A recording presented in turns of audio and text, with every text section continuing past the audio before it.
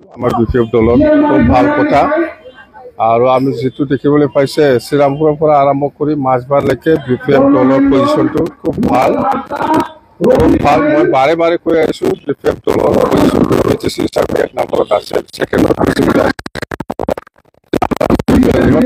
একটাও শিকিবলা নাই আছে জিৰো হ'ব পাৰে ইউপিএফএলৰ লিডাৰবিলাক যিমানেই যেনে নকওক কিয় ইউপিএফএলৰ পজিশন খুব বেয়া আজিৰ দিনত ইউপিএফএল দল এৰি পেলাই আহাটো হিচাপ কৰি আপুনি শেষ কৰিব নোৱাৰে কথা হয়তো অঞ্জলি দৈমাৰী নতুন দল খোলাৰ ক্ষেত্ৰত আমাৰ বিপিএফ দলৰ পৰা আমাৰ ক'ব লগা একো নাই চবৰে অধিকাৰ আছে দল খোলা বা কিবা সংগঠন খোলা ইহঁতৰ কিবা উদ্দেশ্য আছে যেটো উদ্দেশ্য ইহঁতে পূৰণ কৰিব পৰা নাই ইউপিএফএলৰ লগত থাকি পেলাই সেইকাৰণে ইহঁতে ইউপিএফএল এৰি পেলাই আজিৰ দিনত নতুন দল খুলি পেলাই এনডিপিৰ যিবিলাক আশা আকাংক্ষা সেইটো পূৰণ কৰিব বিচাৰিছো বাস পলিটিক্যালি বিপিএফৰ একো ক্ষতি নহয়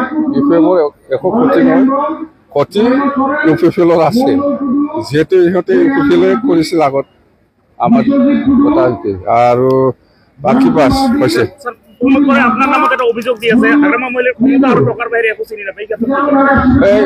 এইবিলাক কথা প্ৰমোদ বড়োৰ কথা